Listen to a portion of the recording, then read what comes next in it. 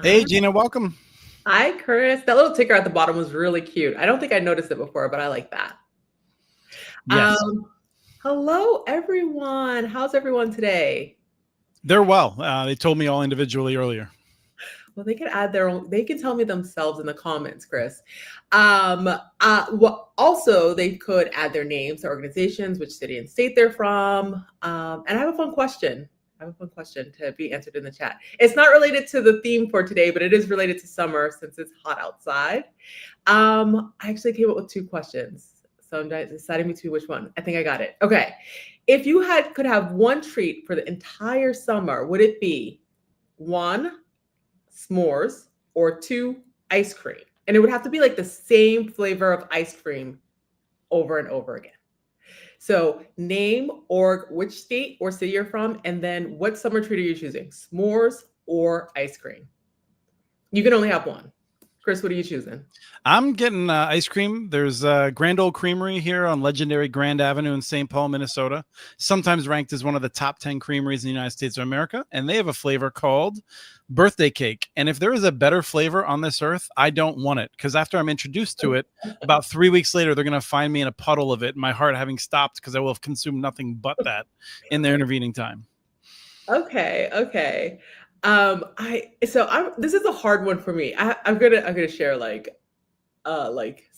something really ridiculous with everyone with all of my friends here, right?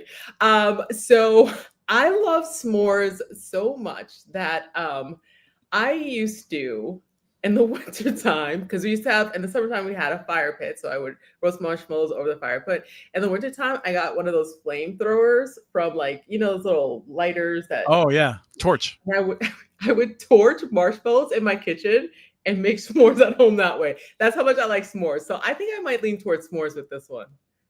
I think you're in the minority, but there's a lot of ice cream folks. But I'll say, No. like, when I'm camping, s'mores are preferable to ice cream. Much more portable. Yeah. Yeah, everyone wants ice cream. I just don't Yeah. think they've done s'mores the right way. So we are going to be talking today. We're doing building for digital equity. We're going to be focusing on a theme around independence and freedom, and thinking about that as we are here heading into the Independence Day weekend. This event is hosted jointly by the Institute for Local Self-Reliance, where I work, as well as the National Digital Inclusion Alliance, where Gina works. These events, we do these quarterly, and our goal is always to have innovative discussions, to talk about things in a really interesting way, get new ideas across, and we're able to do it because of a sponsorship from Utopia Fiber. Utopia Fiber is the largest open access fiber network in the nation. They have been a great partner over the years. They've done a tremendous amount in order to further the idea that everyone should have high quality internet access to be able to better their lives. They do it in a really interesting way regarding open access, where people have a lot of choices among providers. So Gina, do you want to tell us a little bit more about yourself aside from snack habits and what we're going to be talking about today? For sure. I'm happy to be back co-hosting today. Chris, thank you for not firing me after last time. For those that don't know me, my name is Gina Cooper Benjamin, and I'm the Deputy Director of the National Digital Inclusion Alliance, or NDIA. At NDIA, we advance digital equity by supporting community programs and equipping policymakers to act. We provide spaces and opportunities for our community of over 2,000 affiliates. Thank you all. To come together for education, learning, fun, fellowship, and then we talk to policymakers and share what we know about what's happening on the ground. We listen to our community of affiliates, we understand their needs. Then we create tools and resources that we provide through a Creative Commons on our website. You can go to digitalinclusion.org and grab anything that you see there. Nothing is behind a paywall. We just ask that you credit us for when you use our work.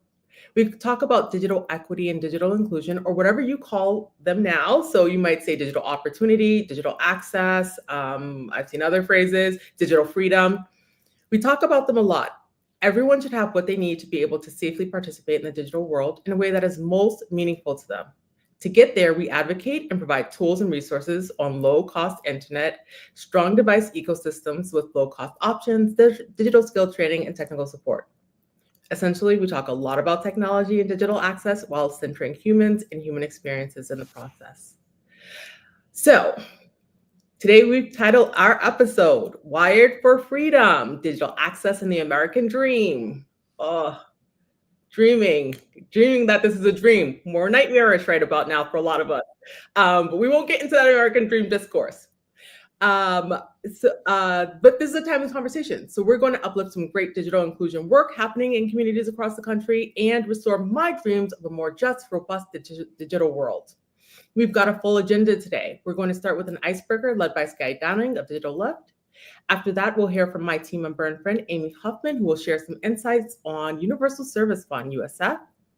After Amy, we're bringing lightning rounds to B4DE. We will have 2 lightning rounds facilitated by Sarah Nichols from Land of Sky Regional Council and Kaala Souza from Digital Ready Hawaii. They will each get approximately 3 minutes to present a program, research, or best practice from their organizations. They go lightning fast. That was a joke. Lightning rounds will be followed by Monica Gonzalez of Methodist Health Ministries, who will give a presentation.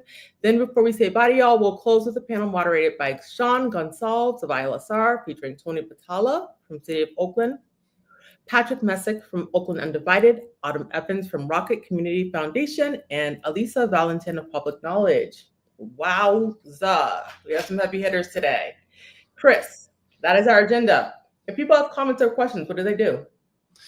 They should stuff them down, deep down inside. We would love to have questions in the chat. If you are on the YouTube stream, that's the best place to make sure we get them. We're also able to see the comments from Facebook and I think sometimes LinkedIn, but really YouTube is a better place to do comments and that sort of thing. We do have closed captioning there, and people feel free to let us know if that's not working, but it's been working pretty well. I want to say that this agenda has been put together by Jordan, who's running the show behind the scenes with the help from others, but a lot of credit goes his way.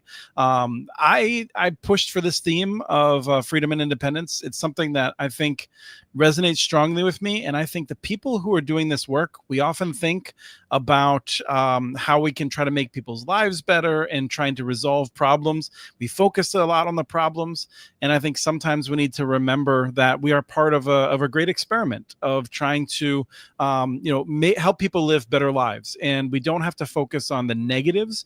Can also focus sometimes on the positives and reminding us why it's so important for everyone to have these tools, to be able to use them in a safe manner and that sort of a thing. So with that, I think, and I'm also supposed to tell people on Thursday afternoon, Connect This show that is also fun and a bit irreverent. We're going to be perhaps a little bit more wild. I don't know. Heading into the holiday weekend. We're doing it Thursday at 2 Eastern time, connectthisshow.com. Feel free to check it out. Gina, back to you. Chris, am I not wild enough for you? Because I can get wilder. Okay. You're super wild, but I need a little bit of a huge beard and like 95 years of experience for you to simulate Doug Dawson. So okay. Okay, now we're going to get into the program. Our first guest is a nomadic Sky Downing. She's the Deputy Director of Digital Lift. Digital Lift provides technology classes and devices to older adults, non-English speakers, people with disabilities, and folks from low-income households. She has lived in 7 states and in Mexico and has traveled all of the United States except for Rhode Island and Alaska. I am not going to hold it against you for not having visited that last New England state, Sky. She performed at NDIA's annual conference and the Collaborative Showcase. Today, she has prepared a piece to get us started. Sky, please kick us off.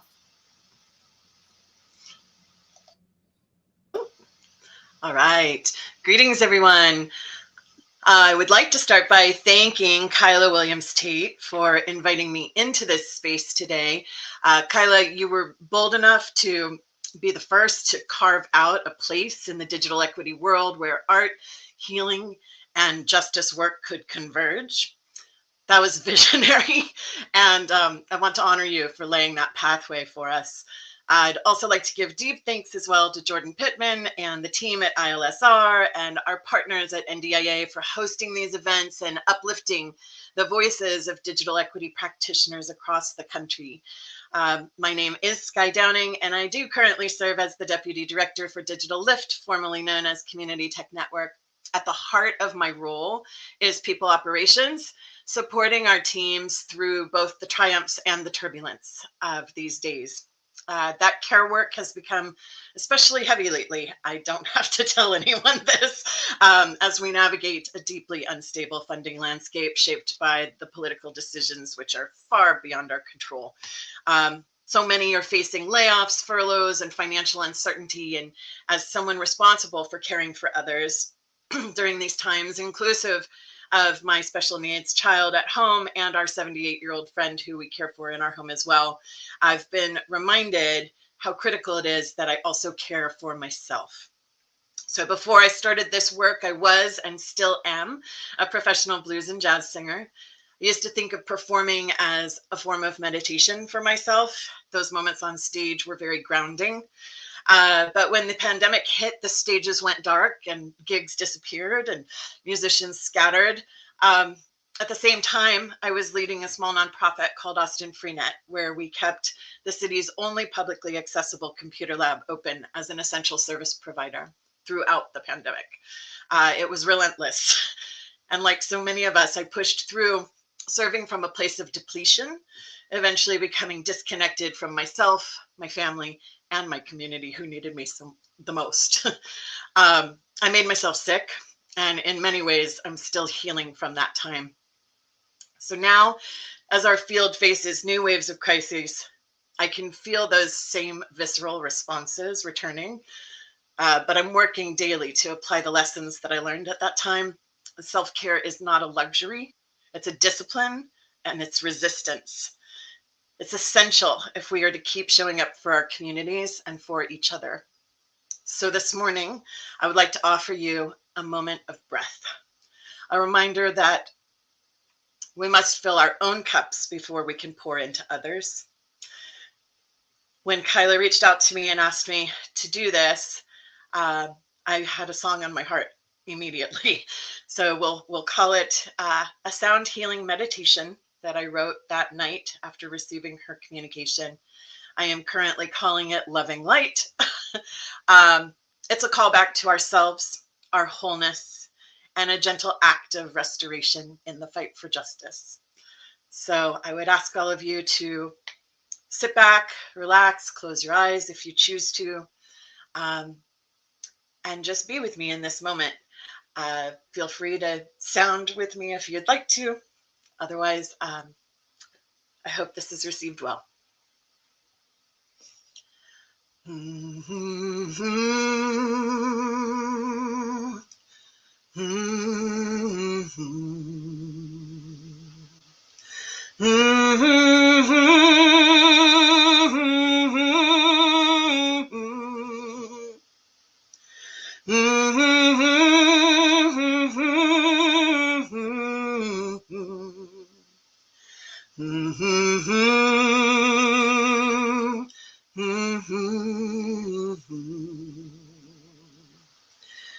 Every day goes marching on. Every night weaves us much stronger.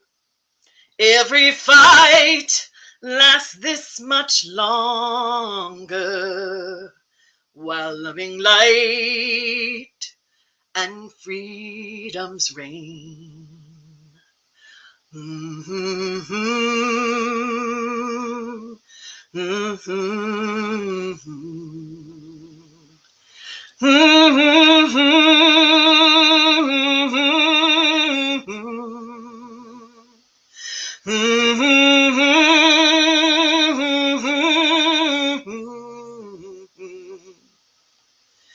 Loving light and freedom's reign.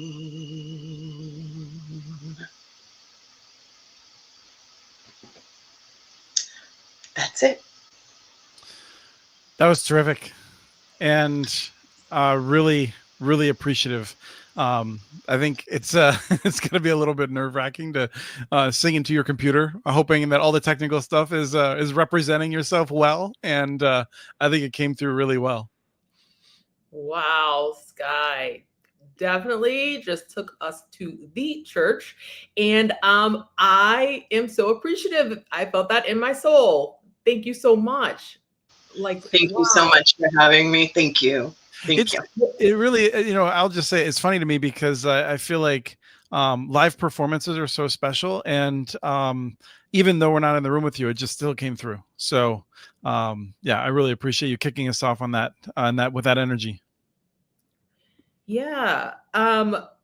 So, oh, is she gone? Okay. It wasn't her choice. Jordan just gave her the boot. I got kicked backstage. I just wanted to say thank you so much. We're so blessed to have you as a part of this community. Like, thank you so much, and thank you for reminding us all about self-care, because I do think that we all need that reminder frequently. So yeah, that was beautiful. Thank you so much. Yes. Thank you. It was my privilege. Thank you. Yeah, one of the things that working in this field that I've come across is I do think that the single greatest boost to it's not something that is immediately natural to follow such a great performance, but like when I think about what Sky shared with us, the single greatest thing we can do to improve sort of the material wealth of our country is dealing honestly with mental health. Like there's just so much that people are not able to be productive. They're not able to be themselves because of that. And I hope that over the next generation, we do see a lot of improvements on that. So it just, that always comes up when I hear someone. I really value when people are able to share that they've had a hard time and that self-care is important. And that just brings us right back to ice cream. But I'm going to move on to Amy Huffman. Amy is a proud North Carolinian and NDIA's policy director. Amy's been on a variety of shows. I've known Amy for quite some time. And we usually ask Amy to come on and update us on recent events, breaking news. And we're glad to see that the recent Universal Service Fund news is not leaving us broken. So we have some positive on that. And the Universal Service Fund has been around since the mid-90s and provides crucial service to help schools and libraries. It is provided by fees on telecommunications services, certain ones, not all of them. And then that goes into rural broadband. It goes into the Lifeline program. It goes into telemedicine, and it goes into other places. So the schools and whatnot.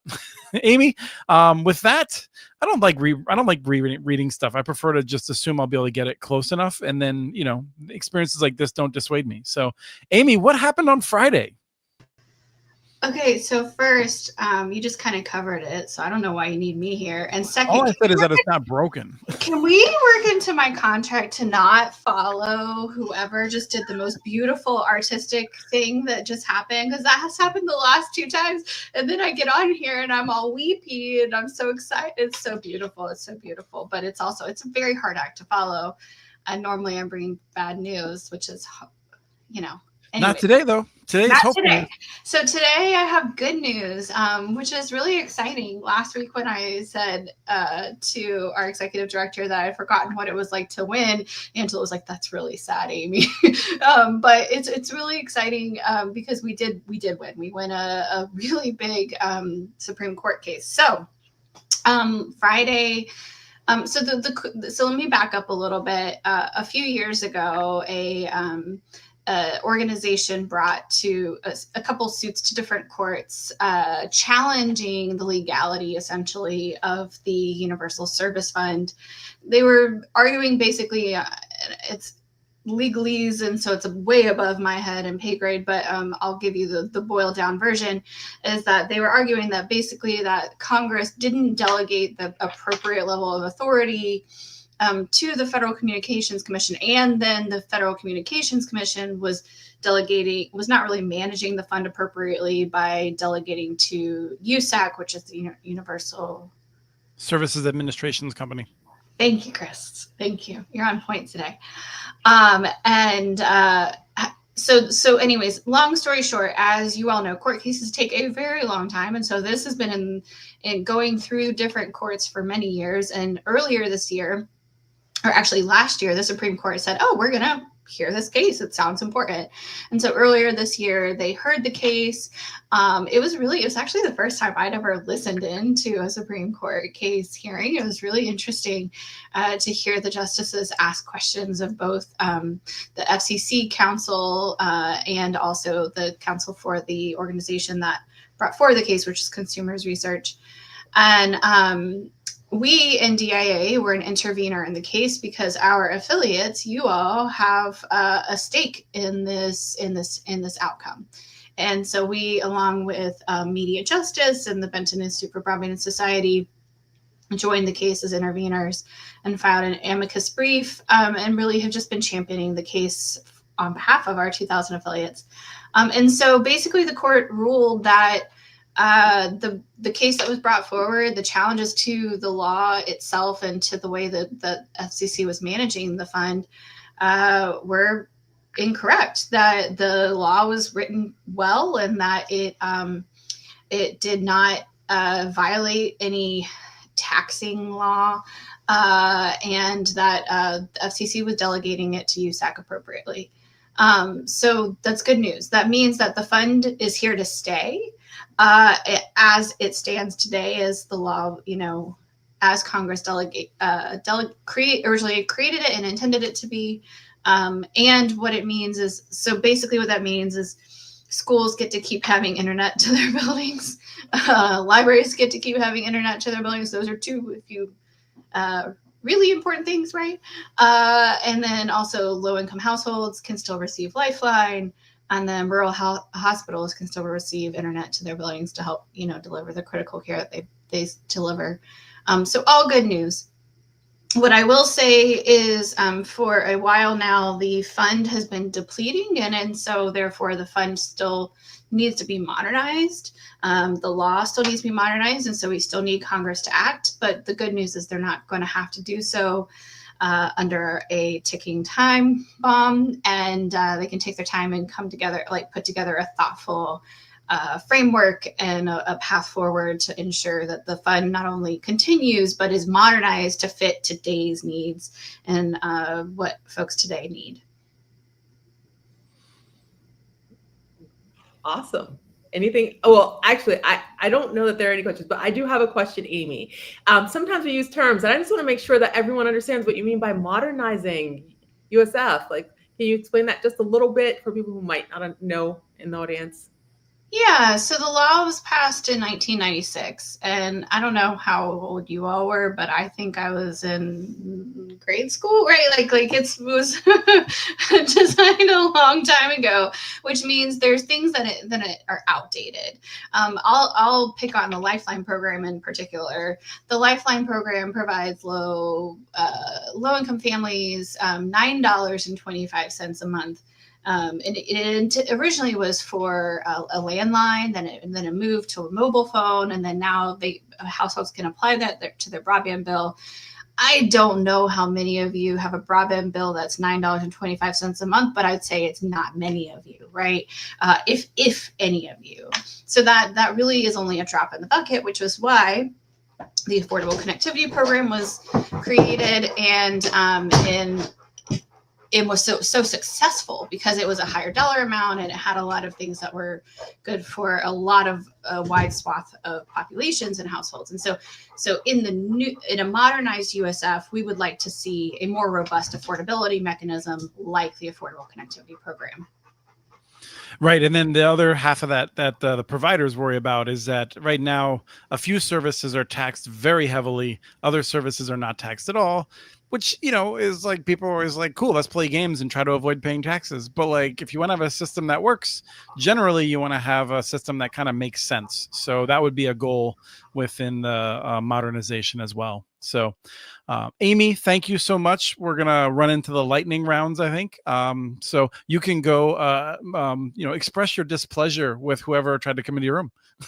The dog. Thank you. Nice. Thank you, Amy.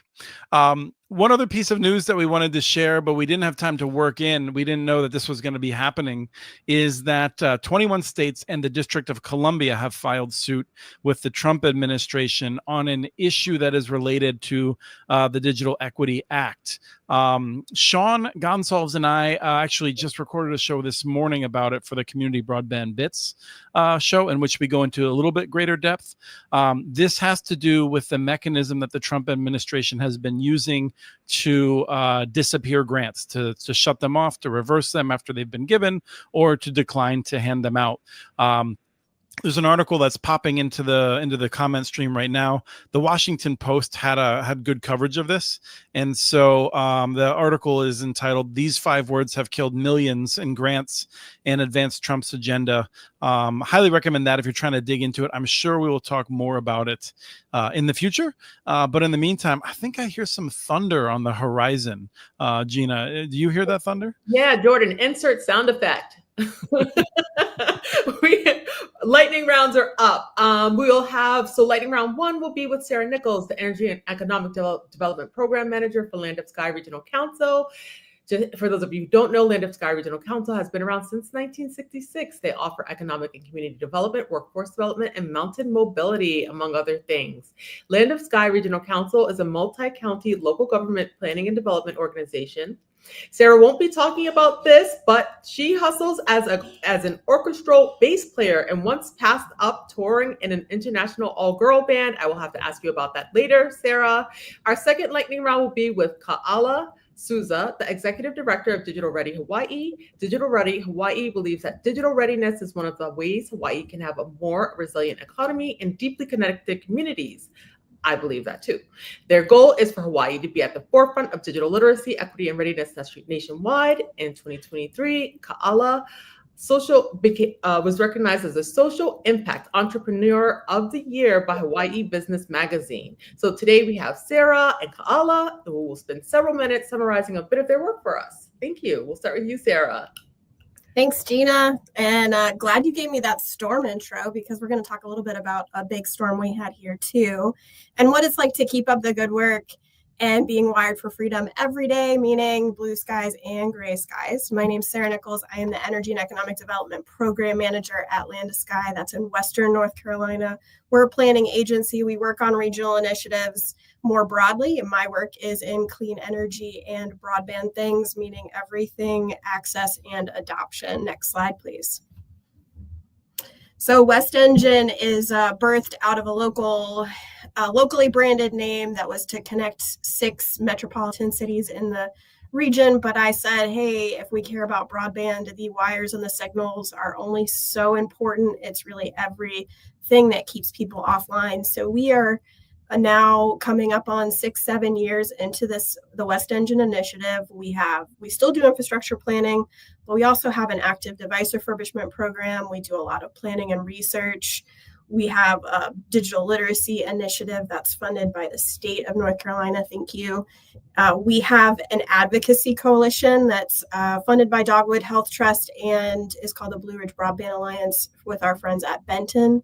And something we're going to talk a little bit about today is communications resiliency, as that has become a increasingly hot topic for how we look at our work in digital opportunities and what a gray sky looks like. Next slide.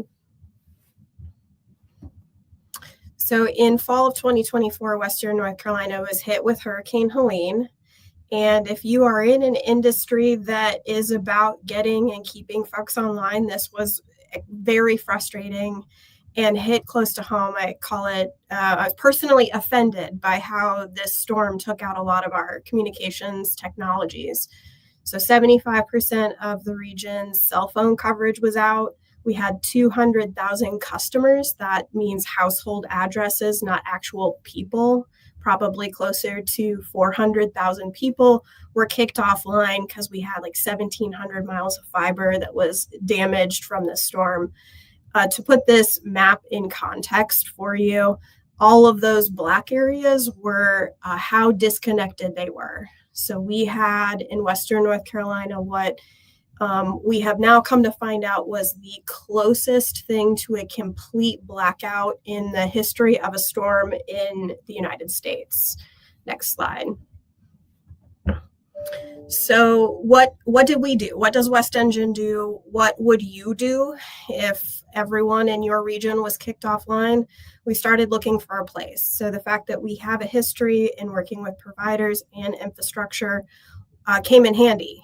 We were able to connect with them, see what they needed, make sure they were addressing the issue, getting folks back online. Same thing with cell companies. And it really came down to partnerships, new and old. A lot of our friends came to our rescue and wanted to help. That's one thing about being in a storm is everyone wants to come help you, and you need to figure out how to take that help and turn it into action to get folks back online. At some point when folks were getting back online, we realized that if you lost maybe your home and your car and all these super important things in your life, maybe you also lost a device. And we launched the Technology Recovery Program, which leveraged the in-house device refurbishment program to get people the device they needed. We found that people were coming to fill out their FEMA forms, their insurance forms, apply for a job in person when they were not folks who were used to having to do that in the past. And they just had lost their device. And we just gave that back to them as a blessing and a way to get folks reconnected, thriving, back to work, finding the resources they need in the community and the freedom of success. Next slide, please. Atlantic Sky works under a board of delegates. They are elected officials from our member governments, and they called to action a communications resiliency plan that I've come to find out is a very unique document or plan in existence. First responders and the like do something called an after action report, and they took my notes of what I thought this needed and paid attention to what we were doing because they thought it was completely innovative that I would include community and community's perspective of what it's like to being kicked offline. So we are silo breaking. We are letting folks with the lived experience on both sides, so what it's like to have to deal with the communications network as part of your job, into the community and what it's like to being kicked offline and not know what's going on in your world around you. So every day, the things we do to keep people online just became increasingly important when you're moving out of getting people into a thriving space and into a surviving space. Ultimately, the goal is to build back better. We're continuing to look for resources so that we can provide these freedoms and access every day. Next slide.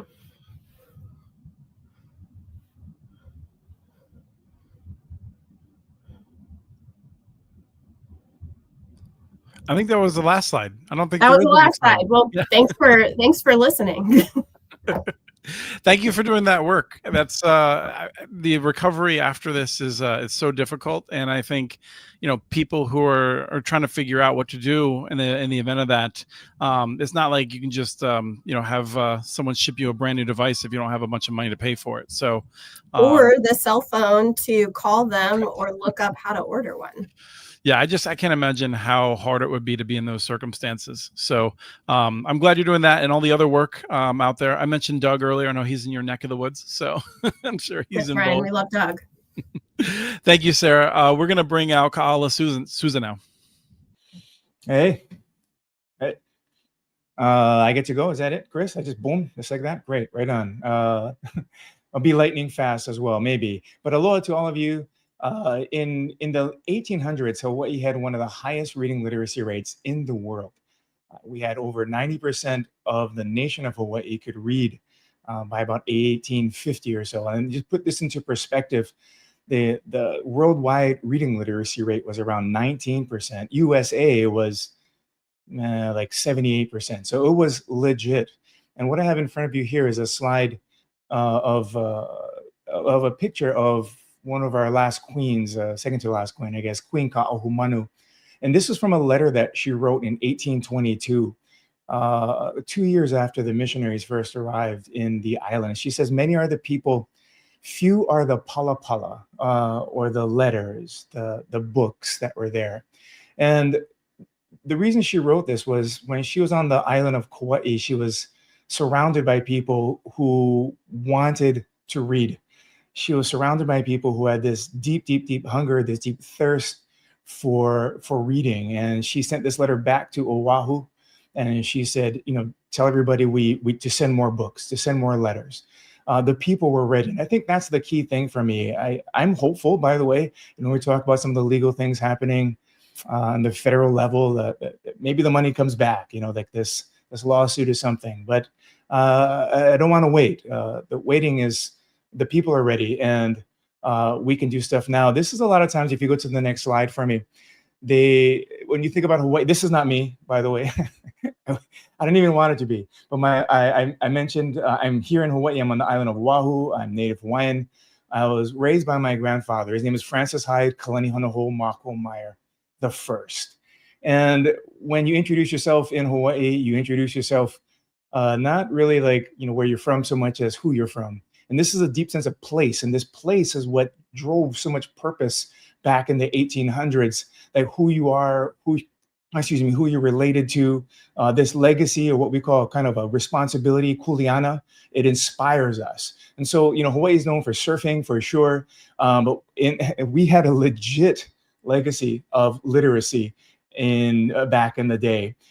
Recently, last year, started around August, we partnered with the Hawaii State Library System here. And there's 51 libraries in our state. In 10 months, we just got done in May, the end of May 31st, a month or so ago. But in those 10 months, we provided 714 free digital literacy classes, basic computer skills, to a little over 3,800 people who showed up in person for these classes. And it was crazy. It was probably one of the busiest times of my life.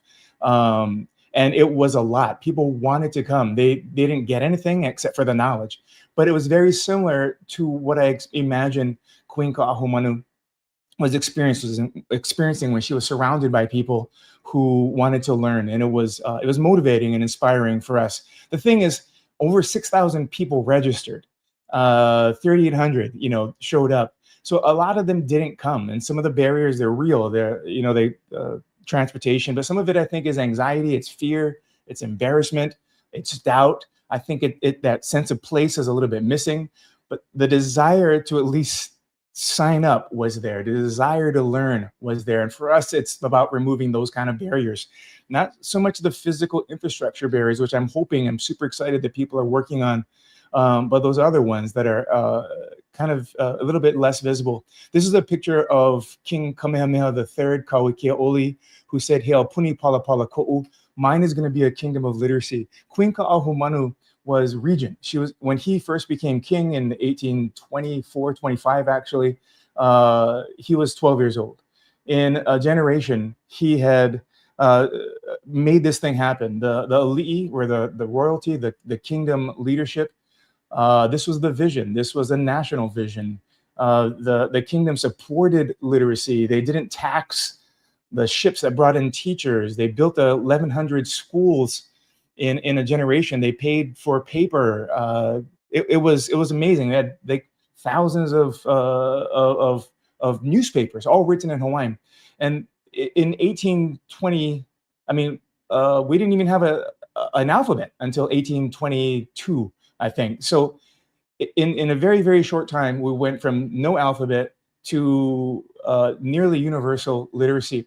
And what we're trying to do here is tell the same story again, but to tie in this idea of digital literacy. So Aupuni Palapala digital for us. And for that, I think if there was this desire from the people, which I think we have, and then a desire from the leadership, which I don't know, but that's going to make this thing happen for us. The interesting thing is that there is this sense of urgency for me. A lot of people are looking at, creating this as a line item for the rest of, forever in our state bills.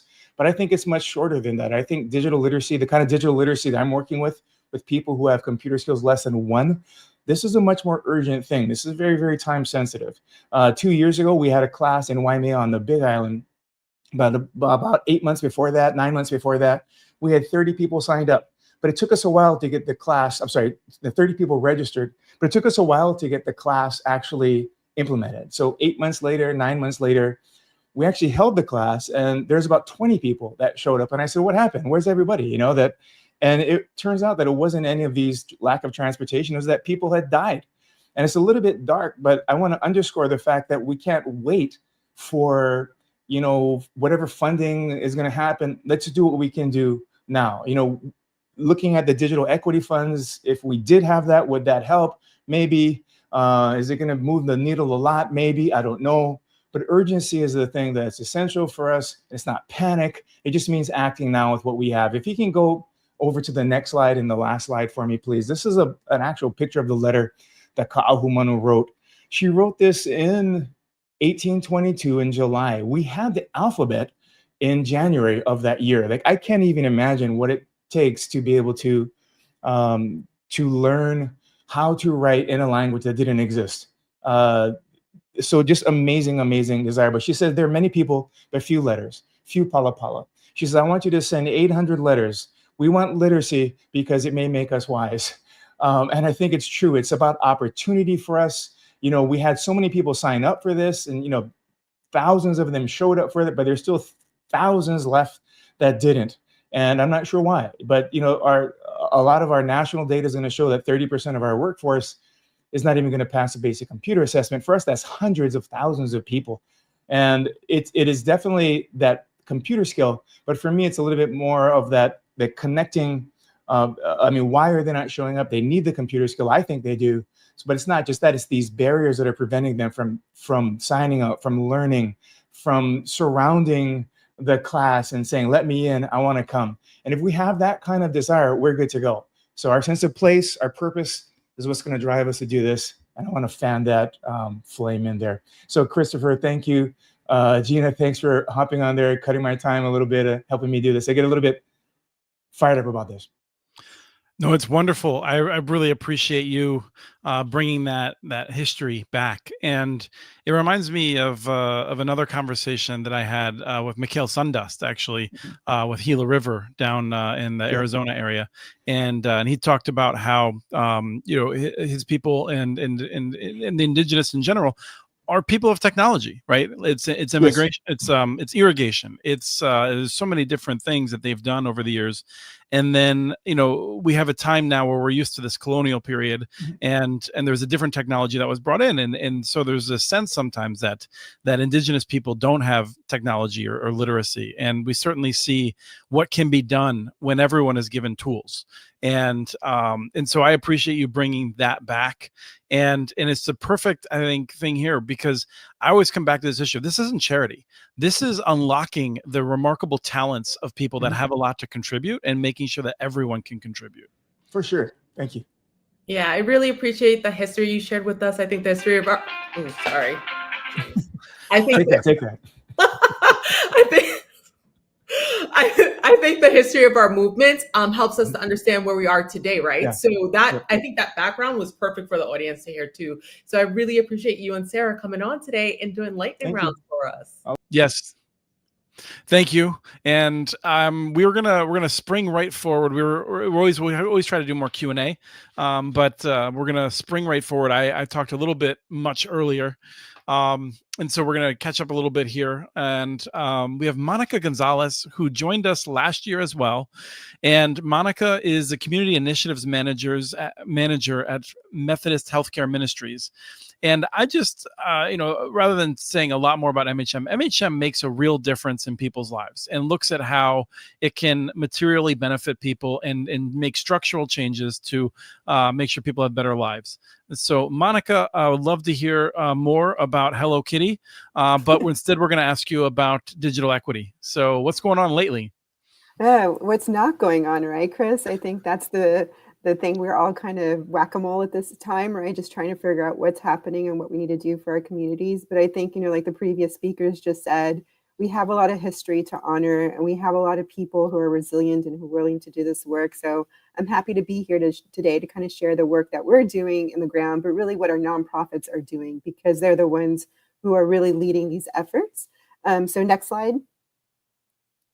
So just a little bit about MHM. We are a faith-based nonprofit located here in San Antonio, Texas. We are co-owner of the Methodist Healthcare System. So with those earnings, we use it to give back to the community through direct clinical services, strategic grant making, strategic initiatives, and policy and advocacy work in the 74 county region of Texas, which is about a third of Texas. So you can look from the South Texas up to Austin to West Texas.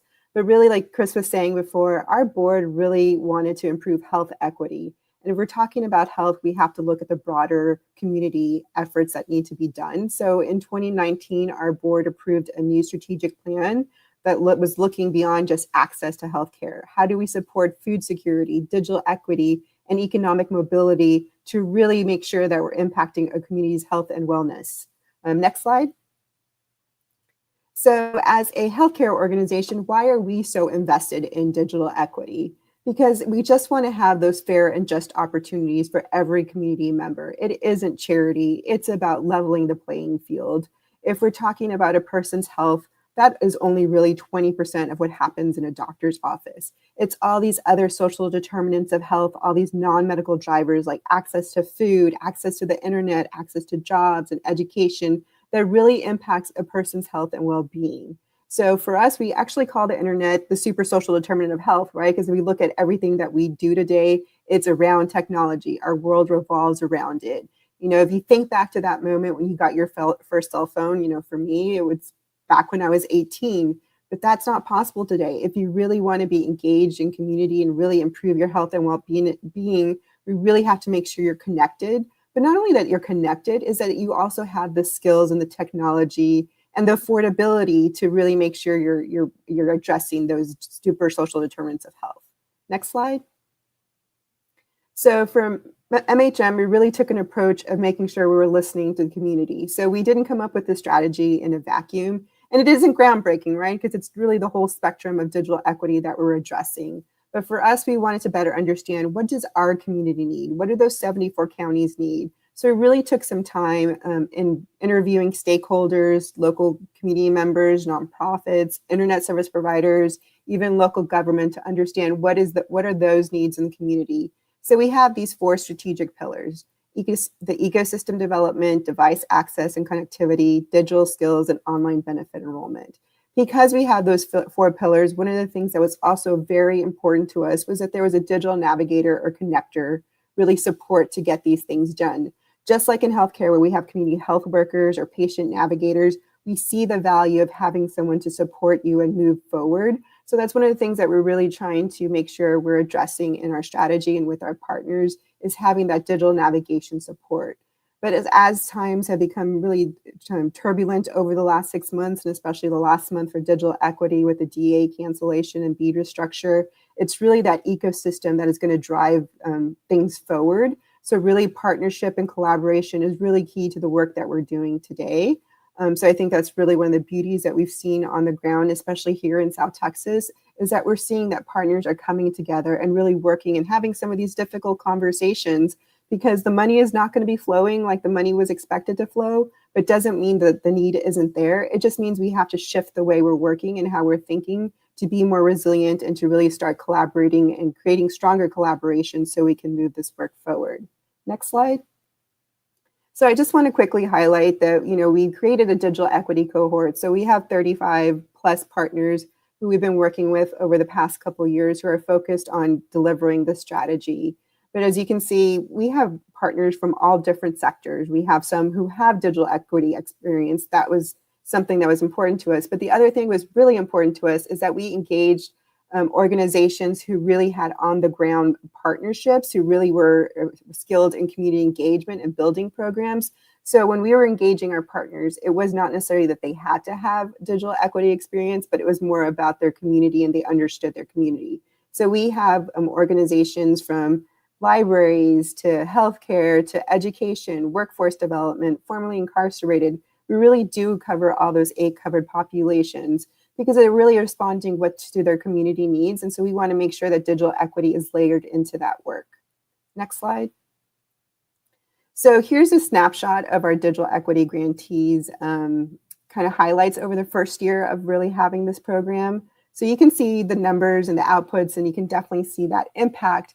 But one of the things that I think is important is how we tell our story. And I think that's really going to change the trajectory of our work around digital equity these days. I know equity is not a word that we like to use or is even accepted by many others. So whether we're calling it digital equity or opportunity or inclusion, the important thing is what story are we trying to tell, whether that's a funder, whether that's a community or an elected official. Because when we talk about, somebody being trained, somebody getting a new skill, we need to start translating that into what's the workforce development impact, what's the economic development impact, what's the education impact, and even healthcare when we talk about telehealth.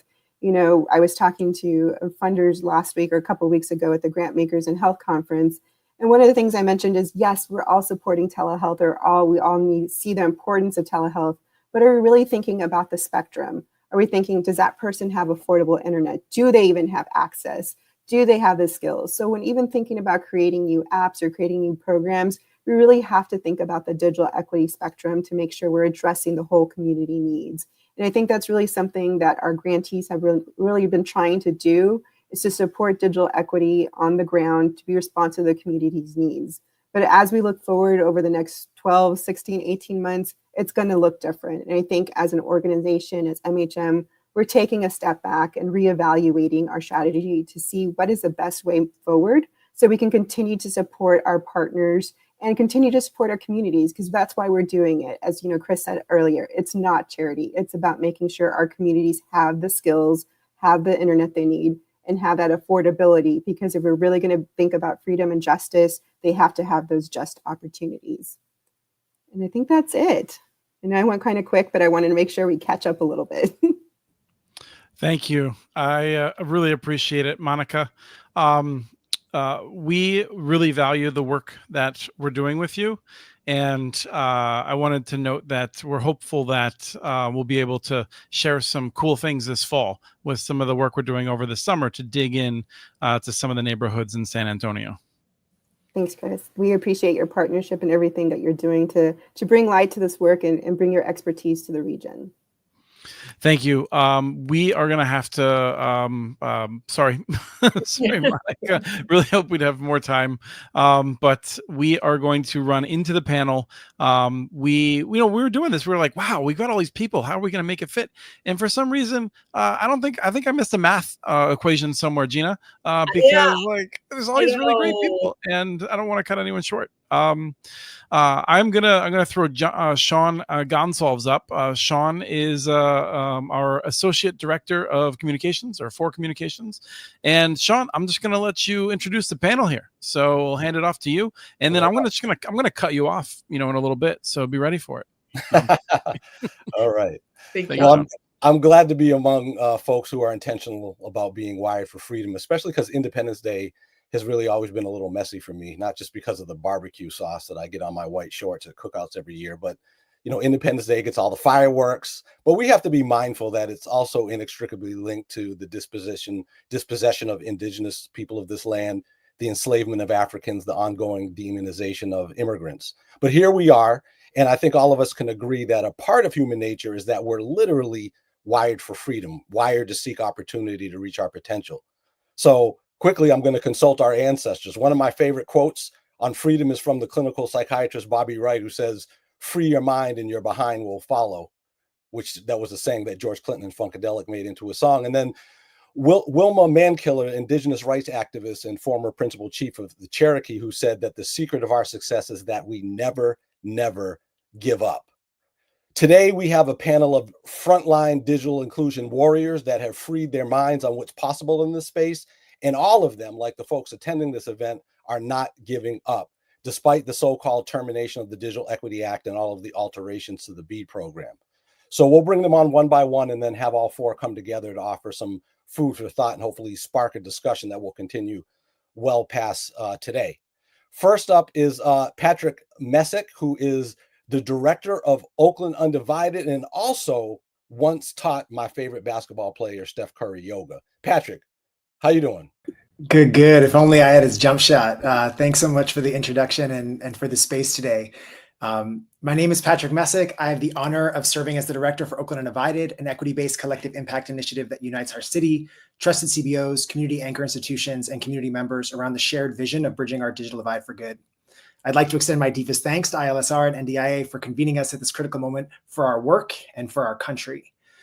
The arc of OU might be best captured by what W.E.B. Du Bois described as the peculiar sensation of double consciousness, the feeling of existing in the space between two identities, two realities. One, as we understand ourselves, our self-perception, a culmination of our lived experience. The other, how we are perceived by the dominant power structure, this sense of looking at oneself through the eyes of others. Let me explain. In 2020, at the inception of OU, our collective, like so many of yours, coalesced around the moral imperative of getting our kids online to access remote learning. This crisis had a way of quieting the noise and honing our focus. We integrated a digital needs assessment into our back to school registration and learned that 1 in 4 students lacked access to reliable high-speed home internet. We turned to the community and orgs that know our community best, our schools, housing authority, library, trusted CBOs like Tech Exchange that have been doing this work for decades, and the city to diagnose the barriers that kept tens of thousands of our kids from accessing the tools of a 21st century education. The 3 intertwined barriers that we learned were keeping our kids offline were as clear as day. The first, affordability, the exorbitant cost of internet. Even here in the backyard of Silicon Valley, the average cost of home internet is around $90 a month. Discount programs touted by our monopolistic providers were intrusive and cumbersome to enroll in and required residents to haggle with sales reps that were incentivized to upsell them. We came to understand that families viewed internet as essential, but when money gets tight, the food, lights, and rent come first. The second was availability. In our low-income communities, there just weren't many options outside of the duopoly. In the chase for short-term profits, many companies had divested in East and West Oakland for decades, relegating our highest need communities to the most antiquated technology. Especially in apartments, residents usually only had 1 or at most 2 options. Finally, performance. Residents were not getting what they paid for, and this disparate performance was not evenly distributed throughout the community. We implemented a speed test protocol developed by Fresno and collected 1 million speed tests from 18,000 locations and found that speeds in our highest income zip code with the largest population of white residents was nearly 10 times faster than in our poorest, with the city's largest population of people of color. With this understanding, OU leveraged philanthropic and public funding, especially programs accessible to community anchor orgs like the E-rate program, which was mentioned earlier with USF, ECF, ACP, to purchase and distribute tens of thousands of computers and hotspots. We partnered with CBO partners to offer tech support and digital skills training. In our emergency response, we made incredible progress, but we always knew that we weren't going to hotspot our way out of the digital divide. Our coalition understood that we needed to secure generational investments if we were going to address the underlying structural barriers faced in our digitally reliant communities. Our coalition had the most powerful resource, each other. And we knew that alone, we could not undo decades of divestment and discriminatory policy. So we turned to the 2 entities that could, private industry and the state. In one of my first meetings with industry, our monopoly provider invited us, our coalition, and our local policymakers into a boardroom. I'll never forget the feeling in the pit of my stomach when the digital equity executive from this company presented a slide that said the main reason why the majority of our kids and neighbors were disconnected wasn't affordability, wasn't performance. It was because of relevancy, that they didn't want or didn't understand the value of having internet. This was a moment of dual consciousness. Now, I'm not naive. I understand that companies have a fiduciary responsibility to shareholders to preserve their market dominance, and blaming the disconnected protects their stock price. It maintains the status quo. So we turn to the state. State and governments have a different incentive structure, putting people over profit. And the pandemic had unlocked historic public infrastructure investments throughout the country, but especially here in California. But these investments were dictated by maps. And when we looked at the state's map of priority communities, we found the same two-ness. This map looked nothing like reality. The most disconnected communities were almost entirely erased, echoing patterns of historic redlining. Now, a testament to our community and the inheritance of our forefathers and foremothers, especially here in Oakland, the home of the Black Panthers. They were relentless in telling our story in the halls of power. We showed up at every opportunity, even filling a bus to drive up to Sacramento so that we could not be ignored. We were also joined by like-minded coalitions through statewide coalitions like CADE, the California Alliance for Digital Equity, in our effort to bend the arc towards justice. The movement made real inroads with policymakers and helped them understand the reality of the digital divide through the lived experience of their constituents. This effort got us on the map. It got reality on the map. The final piece was perhaps the most important, our city leadership, namely our Chief Information Officer, Tony Batala. He stood alongside community. He stood on business and he stood on facts and recognized the essential role of municipal government in bridging the digital divide. In just a bit, you'll learn more from Tony himself. Thanks again for creating a space where we can exist in a single consciousness in solidarity with our community. Always grateful to have the chance to share a room with such brilliant people. Right on, Patrick, man. Appreciate you coming from the city of my birth and Launchpad. Now we are going to bring our next panelist, Autumn Evans, who is with the Rocket Community Fund, the philanthropic arm of Rocket Mortgage. And we just heard from Patrick about the digital landscape in Detroit's cousin city. And you're based in Detroit, but I was stunned to learn that in Detroit's Hope Village neighborhood, there was a 6-week internet outage during the COVID lockdowns. A lot's happened since then. You've been very involved since then up until now with the city and now with Rocket Community Fund. Tell us about the work that you're doing in Detroit and particularly your work with Connect 313. Absolutely. First, thank you, Sean. Thank you, ILSR, for having me. Patrick, so nice to meet you and just to hear about the great work that you guys are doing out there in Oakland. So at the Rocket Community Fund, we were blessed to partner with the City of Detroit, United Way of Southeastern Michigan, really in 2019. So before the pandemic hit, we were already looking at the digital divide as an issue to get behind.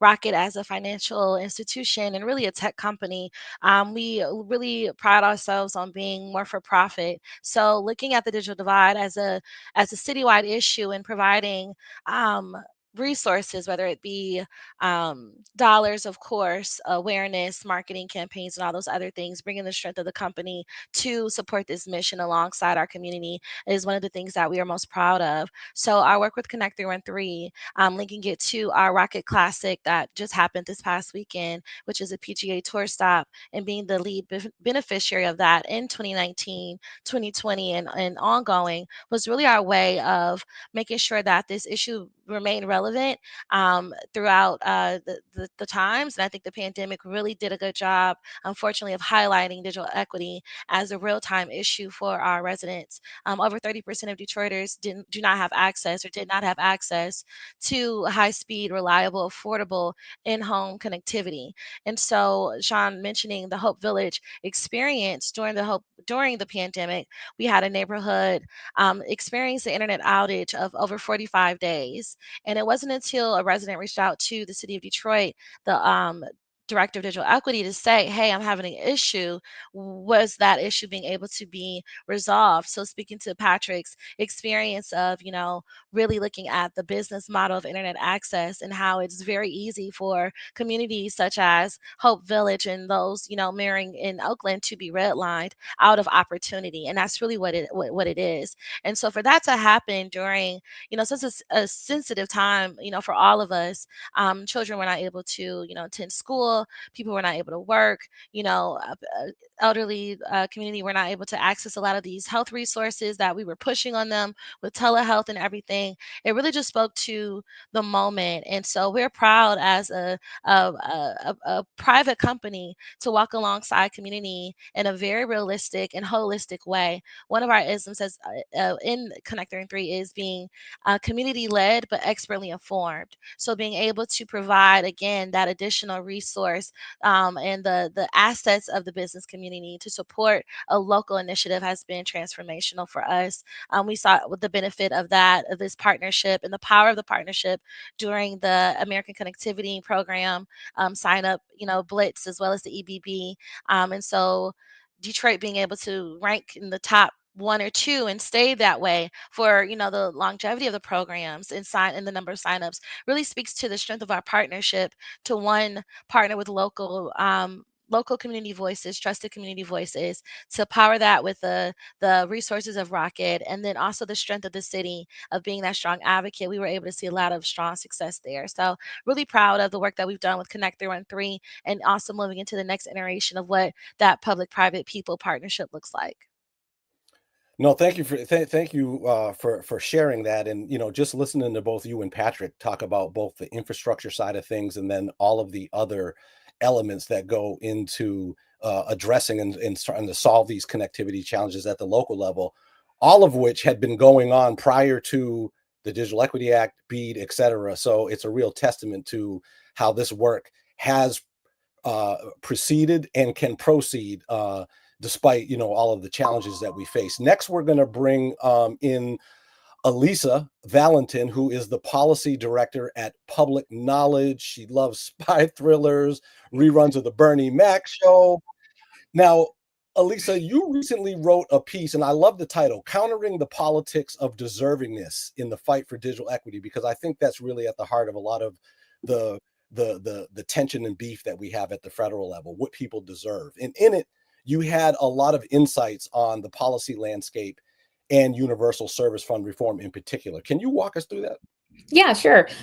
So thank you so much, first of all, for having me here. But just so everyone knows, Public Knowledge, we're great friends of ILSR and also NDIA, but we work to promote freedom of expression and open internet and access to affordable communications tools and creative works. And we work to shape policy on behalf of the public interest. It's great to be on a panel with you, Autumn and Patrick. And thank you, Sean, for moderating this conversation, and all the folks in the background making things work for us. It's always so fun to be in a room with you all because you bring so much joy and laughter with your programming, which is so important when everything feels so heavy.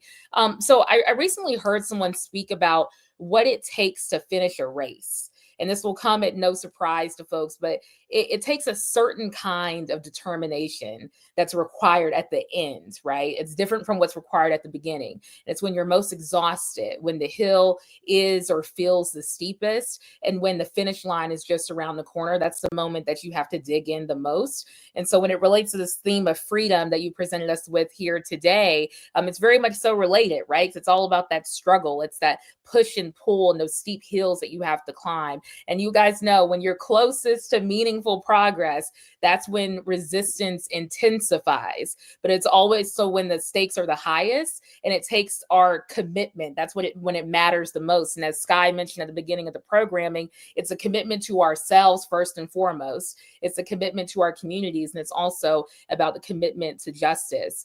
So I'm going to start kind of negative, work my way to might be negative, and then I'm going to end with positive.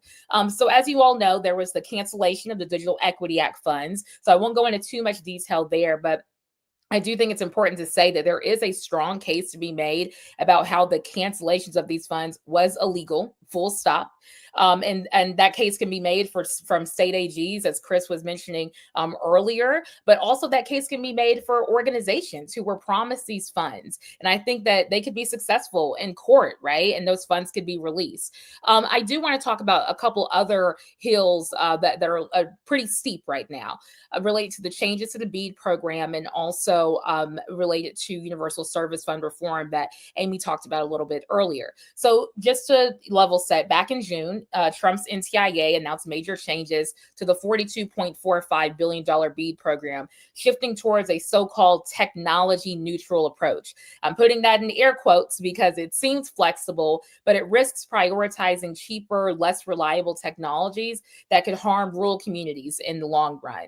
And public interest groups like Public Knowledge and labor unions have raised concerns about the fact that we're kind of shifting over to like cost cutting over quality. As my colleague at Jess Dine at OTI put it, I love the analogy that she used in a recent piece in Newsweek. It's like picking the lowest home builder bid without considering the contractor's track record or whether that build violates community rules. So I just want to also say this, there is no one size fits all solution as it relates to closing a digital divide, as you all know.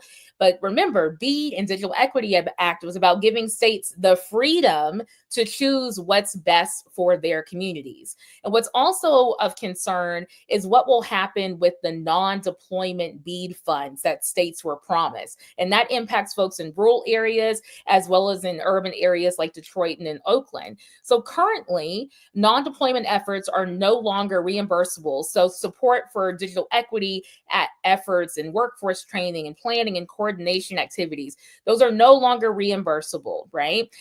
We are hearing that there's going to be guidance that's issued later. I don't know when later will be, but it appears right now this is an attempt to reverse the Biden administration's notice of funding opportunity, which at the instruction of the statute allowed states to allocate funds for broadband adoption purposes. And so this is something that is of real concern because it's creating a lot of uncertainty for states and stakeholders depending on these funds to ensure their communities experience meaningful connectivity.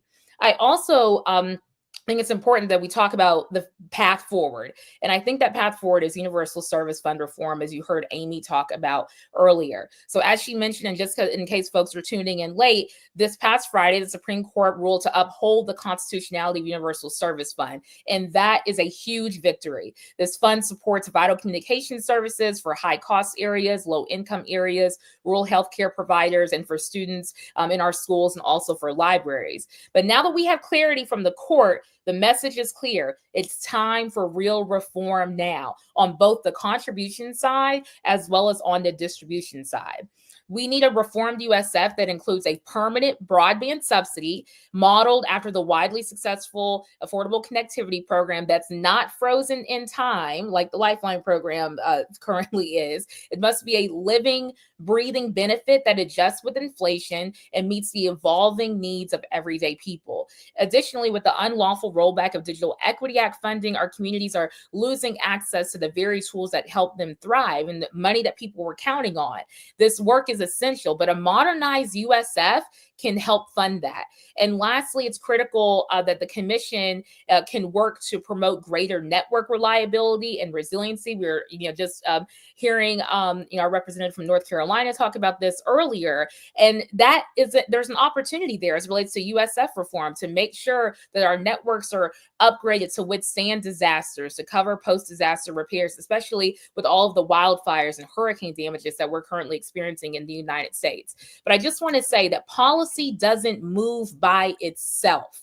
What we need are voices. We need community voices. We need coalition voices. We need people to fill gaps. We need people pushing from the outside as well as the inside. We need members of Congress to stop negotiating against what our communities actually need. But they need pressure in order to do that. And it's going to take the community to make that happen. We can't waste this moment, as I saw Anisha from Georgia put in the chat earlier.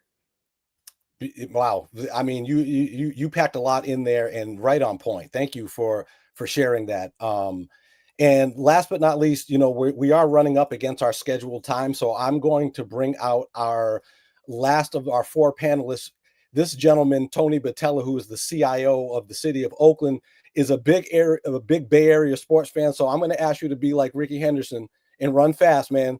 But what Tony is going to be talking about is what the work that Patrick, you heard earlier, and what a lot of cities are looking at is, okay, all of this stuff is in disarray. Dollars may or may not come to our community. What can we do in spite of all of that? That's what Oakland's been doing. Tony, tell us what has been going on with Oakland, particularly this $15 million grant that the city got courtesy of a rescue plan funds. But what is Oakland doing now with those funds, and what's the vision?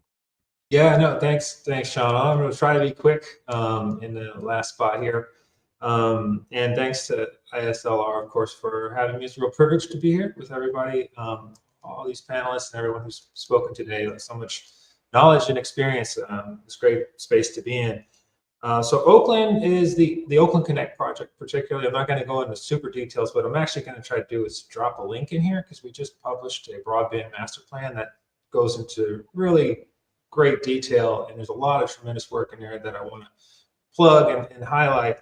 So if you want the full depth, I'll try to drop the link without breaking the StreamYard system, so everybody can go check that out and download the full report. But in high level, it's a grant funded program. So we were awarded $14 million from the CPUC, California Public Utilities Commission, back in the end of 2023. The city has another $2 million in bond funding from a municipal bond program that we were able to get approved for fiber broadband infrastructure. So together it's actually $16 million about. And the idea is, in pretty simple in concept, right? You build a broadband network, some fiber infrastructure, and you connect a bunch of places and deliver service over the top of that. In detail, we're looking at trying to connect about 2,500 households in Oakland, and we're looking at working with a partner who will deliver free service in those 2,500 households, and there's focused on affordable housing units in East Oakland, Fruitville, which is kind of the center of the city if you're not familiar with geographics, and West Oakland, where all of Patrick's work and all of our kind of just common sense and knowledge tells us are the greatest needs. Those are the most red line, most excluded communities: East Oakland, West Oakland, and Fruitville. So focusing on affordable housing units in those areas to really get the biggest bang for the buck for the build-outs. 2,500 households. There was someone who spoke. Patrick talked about the community coming in force to advocate at the state, and one of them was talking about the buffering problem. We need to eliminate the buffering problem, and then that's the experience that that's how this becomes a thing, an experience where it's negatively impacting somebody. Is you can't get things done on the internet. You can't get things done in our digital life, our digital society. And so really providing free fiber internet service up to 2,500 households is the core, that's the heart of the project. And again, I'm going to drop a link in so you can go kind of get full background and details on that. I do want to just talk about a few things that have come up here. One is, like, you'll see this in the broadband report too, is kind of the role of government. And I'll always stand on that. The role of government is to address the gaps that the market, are inherent in the market. They're not there on accident. They're there on purpose. The market creates these gaps. And as Patrick said, they sustain, they persist because that's the status quo. That's how these, companies are profit driven. And that's just, so there is a role for government to address those gaps head on by entering into the market or directly, or by building, networks and making them available to partners to then provide competing services, which is the path that we're taking. So I just want to highlight that there is a role for government. And I think our project demonstrates that. Some of the other stuff, I'll just, for the audience here, they might be saying, like, what can we do? What can we learn from Oakland, from what we're doing?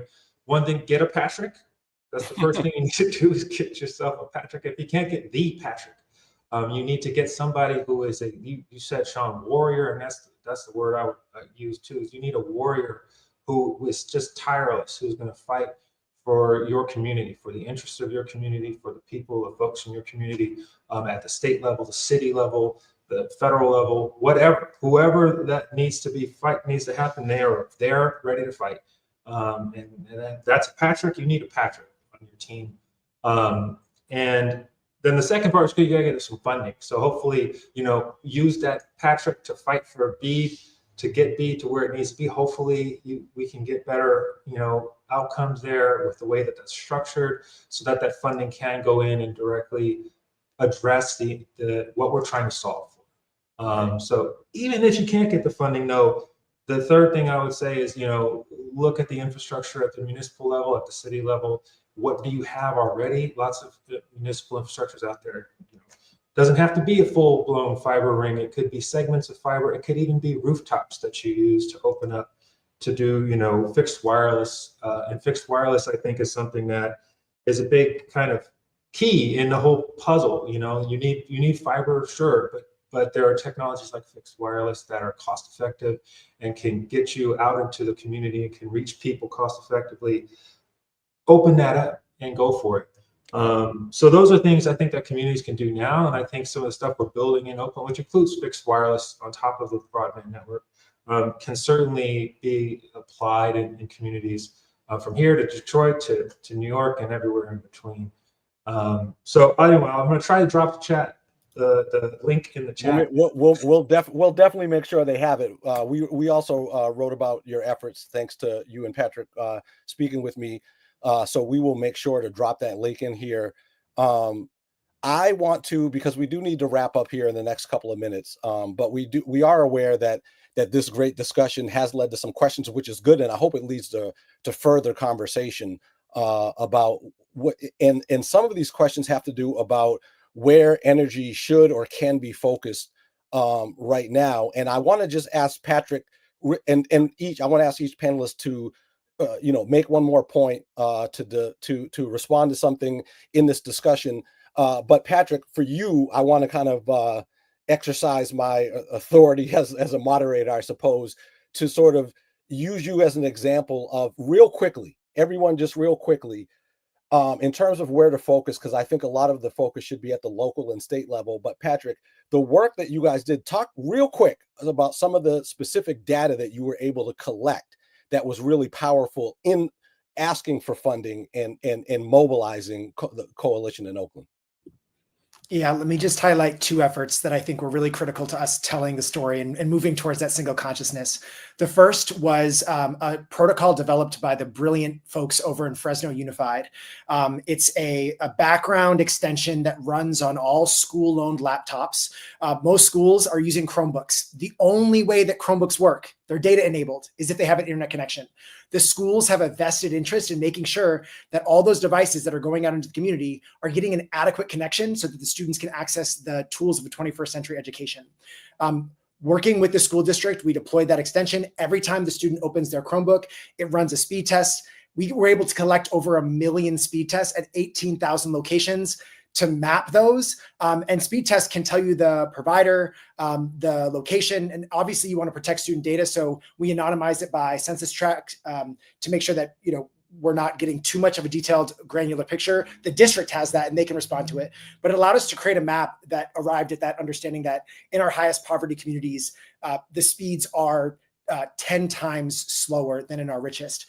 And one kind of add on to that, now what we're doing is we're working with the district to look at those speed results and compare them with student outcomes and student demographic factors. And one of the preliminary findings that we've learned is that more predictive than income is race for internet performance. And I think a lot of times people think, the reason why Black and brown communities have low internet speeds is because they tend to be lower income. Some of that might be true, but we're actually finding that race is even more predictive than income. And I think with that more clear picture, you can really tap into your local policymakers' understanding of their constituents.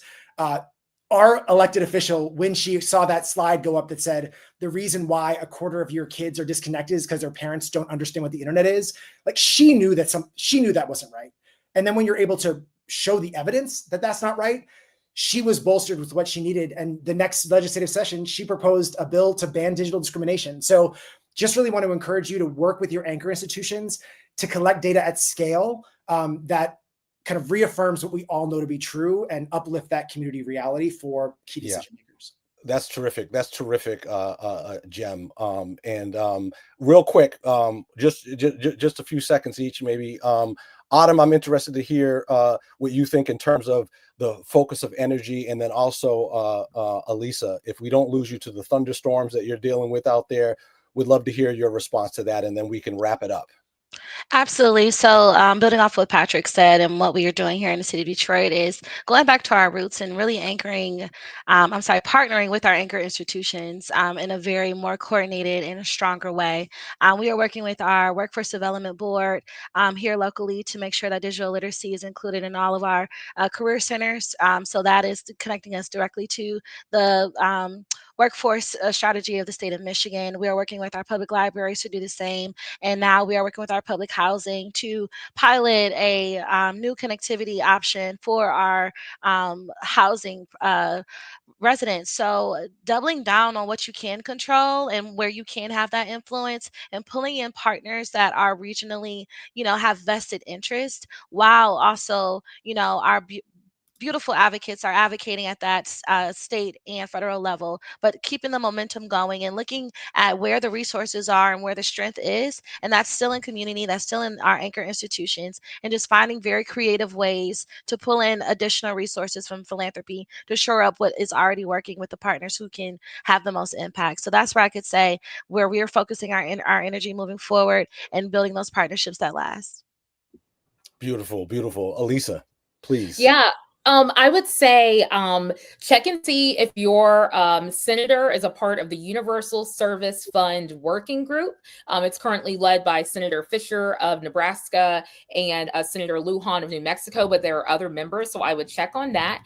And then I would also work in coalition, even if your member is not a part of the USF Working Group, to encourage your member to write a Dear Colleague letter about what should be prioritized as it relates to Universal Service Fund reform. So you can say things like ACP should be prioritized, Digital Equity Act funds should be prioritized. So that's what I would encourage folks to do. And also to reach out to me with if you need any help with kind of making these connections or any ideas that you have. And I'm happy to drop my information into the comments.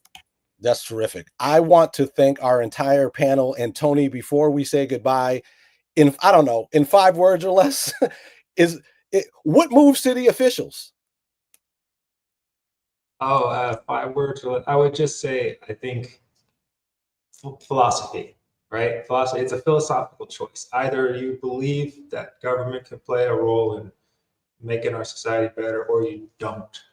And if you do, you're going to do the work to make it happen. So I don't know. That's all I could say. That's a terrific answer, especially under those conditions. Patrick, Elisa, Autumn, Tony, thank you for this discussion. I hope it sparks some follow-up in thoughts and in actual reaching out to that human network that is building in this space. And with that, I think we can wrap it up and return it to our co-host to take us out of here. Well, thank you, Sean. Thank you, panelists. That was amazing. So good. Yeah, really good feedback in the chat. I thought that was a excellent sharing of information. It's always said that you should leave them wanting more, but I always felt like it sucks. Like it just sucks because I don't want to leave wanting more. I want to get more. So Gina, how are we going to wrap this up? Well, the next time we meet will probably be in October, Chris, during Digital Inclusion Week. So I want to encourage everyone here, participate in Digital Inclusion Week, October 6th through 10th. The theme this year is community-driven digital futures. And we want to hear what you all have planned in your communities this year. So go to digitalinclusion.org, under events, go down to Digital Inclusion Week. You can add your events to our events calendar or map. You can we want to share your events on social media. And I just want to encourage everyone. I want to say thank you to attendees and to speakers, and also just encourage everyone, find bright spots in your communities and your work, and continue to dream. Excellent. I wanted to highlight just a couple of things. I thought it was really wonderful comments. The role of government, as Tony was talking about it, I really appreciate that. I feel like people don't always appreciate that. We really need a solution that gets beyond individuals or just the big ISPs. Comcast has been doing Internet Essentials for 14 years. And that's about as good as it's going to get. I mean, I'm not going to minimize it. It's done a lot. We got a lot further to go. And that's what Elisa, I think, was saying, was how, like, the end, it's just so much harder to work. You got anyone who's been a runner knows, like, that effort in the first half is not where you put in half the effort, right? Like the end is where like 90% of the effort is. It's in that last bit where all the pain is and the work. As I was listening to that panel, the only other thing that I would add to it is for people who are asking about like what they should be doing locally. The painful thing about doing social change work is that you really have to repeat yourself. And for some of us, it just sucks. I don't like repeating myself. I don't like when other people repeat themselves. Like, I don't like repetition. And Stephen King tells us hell is repetition. Deep cut for those of you who are into Stephen King. But the thing is, repetition is what you need. You have to like say something over and over and over again. I can't tell you how many times Patrick has said some of the stuff he shared with us today. He's probably done it like 50, 100 times, and he knows it, and he's learned how to say it over and over again. And sometimes when you're saying something, the very last time you think you could ever possibly utter those words is the first time someone that needs to hear it is hearing it. And so that's the nature of this work, is to have that energy to keep going through, finding the right strategy and engaging in it and wrestling it to the ground, and having the courage of your convictions to see it through. So we could not be doing this without Utopia Fiber. Speaking of an organization that has made a real difference in a lot of people's lives, an organization that has had to overcome real difficulty and has now gone on to make it its mission to help others, and working in other states and other communities to help them build effective networks. They've done that, and they're a real inspiration for that. We have a survey I think is going to be popping up here, and we really encourage people to take that to give us a sense of what we can do better, what's going well, what resonates, what other questions do you have. I know that we had a question here that Gina, you wanted me to address, which was basically how do we get these conversations out to the people that need to hear them? And I think this is something that I'm going to ask Jordan to put a pin in that we can address next time. To some extent, these conversations are aimed at the people who are doing the work. I think, there's a million people out there that could use some help with digital skills and need devices. I don't know that them watching this show is the best use of their time. It might be for some of them, but for a lot of them, I think it's the people who feel themselves called, whether they're working in this field or volunteering in this field. I think those are the folks we need to be making sure are coming here, but I could be wrong about that. So we'll discuss more about that. Gina, any quick thoughts on that? No, I mean, if you're in your office right now, one of the things you could do is you could organize an office watch party, a lunch and learn, anything like that to get more people involved and to hear the work and what it means to all of us. So I do think that there are ways that you can get at the practitioner level, lots of people involved. Yeah. So this is something we think a lot about, and if people have thoughts, I want to hear them. We reevaluate our strategies. We argue about what we think is going to make a difference, and we love to hear other people's thoughts on how to make sure that we're being effective. We have a good audience. We got a good message for them, and that sort of a thing. I want to thank you all for taking your time. It's a busy week. It's an exciting week. I hope many of you have the ability to have a really great long weekend, take some other time off, spend it with family and friends. I want to thank Gina. I want to thank everyone at NDIA, Amy. I want to thank all of our panelists who came on today. People who aren't just coming on this show, but they're spending their lives. People who come on this show, they could be really successful in a lot of ways. They are picked a way to be successful, to make sure other people's lives are improving. We value that. So thank you all for doing that. And thank you to all my colleagues here at the Institute for Local Self-Reliance. Thank you all. Appreciate y'all.